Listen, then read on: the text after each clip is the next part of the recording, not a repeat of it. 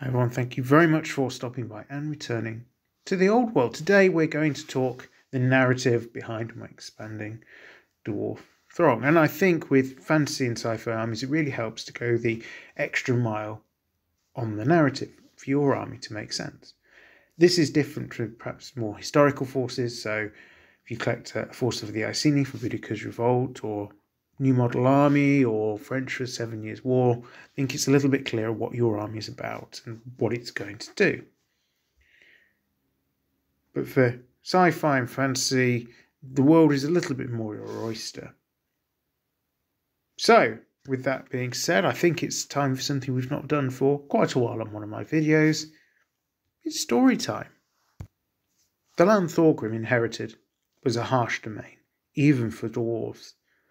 The mines and great forges had been established as a priority by his father, a dwarf who cared much for profit but little for comfort. To be anything but the leader of a small outpost, Thorgrim knew he needed to expand. And expansion meant two things: food and raw materials. Wood was needed for the mines, to be turned into charcoal, and for building, but the lands his father had settled were largely barren. Thorgrim knew from his scouts of a ruined village no more than a couple of days' walk from his holdings. Surely an area worthy of consideration, for where people had settled, there must be some element of resource. And so it was that Borgir found himself crouching behind some bushes in the rain. He was miserable and longed for a warm fire and mug of ale, things that seemed 1,000 miles away, as he felt rainwater drip off his hat and start meandering down his back. Repressing a shudder, he focused on the task at hand. For Borgir wasn't the only person out in the foul weather. A party of men in the green and blue livery of some far-off lord were on the road, heading to the ruined village a dwarf expeditionary force should have been closing on. Like Borgir, the men were cold, wet, and miserable, but where he was attentive, the men were not, and the small group of mounted scouts were mere yards ahead of his hiding place, without barely a glance from the road ahead.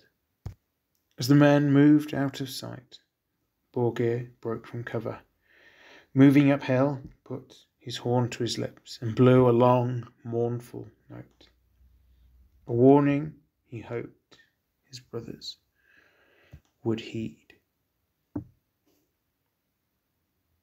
So, with this, it's probably a good opportunity to talk around some of the thoughts I'd had around the narrative for my force. Yes, absolutely, a dwarf army is an army of iron and steel, but also it needs wood, and for a hold to do well, it needs to have the basic resources of food, and obviously a bigger settlement grows, the harder that becomes to acquire.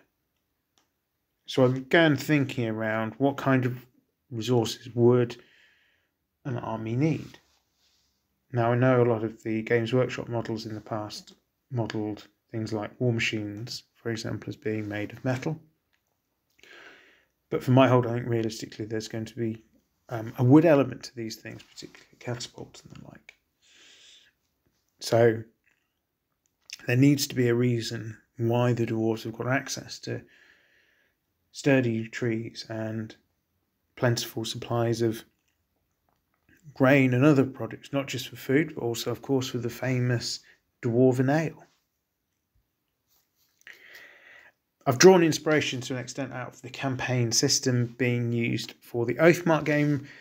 Actually, it's quite a good, handy way of putting thoughts on a piece of paper, really, about what the lands of a particular lord look like. Now, obviously, that's designed for a very particular game, so it doesn't cover the Warhammer units in quite the same way. For example, Slayers don't make an appearance in Oathmark. Certainly not in any of the expansions I've got anyway. So I will need to think about is there going to be a shrine set up or anything like that going forward? But for now, I'm trying to really conjure as my headcanon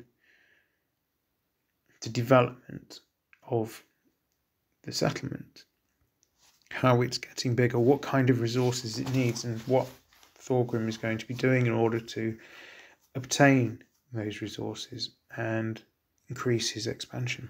One thing that remains, however, is that there's always going to be an element of dramatic irony when it comes to the development of this Dwarven army. Not only because Games Workshop have said the end times remains, the Warhammer world will blow up despite whatever the characters in this time frame of the Warhammer Old World do, but because the story of Thorgrim's descendants has also already been written, formed part of a roleplay adventure I did when I was at university, when my character at the time, Thorgrim, son of Thorgrim, etc., was the last survivor of a dwarven hold which had been overrun by Skaven, and was looking to retrieve his family honour, not by shaving his head, although he was quite prone to quite large outbursts of violence, but he sought to reclaim the hold, or at least set up something new to re-establish his clan. So, with that being said, whatever our Thorgrim in the Old World time frame gets up to, we know it isn't going to last. So, does your army have a particular piece of headcanon to explain its narrative? Are you developing a story to go alongside your armies as we prepare for the Old World? Do let me know in the comments below. If you've enjoyed this video and interested in keeping track of how I'm growing and developing my Dwarven force, do consider dropping a subscribe and a like. There is some more stuff coming on Hobby Progress. All that remains for me to say is thank you very much for listening. I'm Return to the Old World. Have a great day.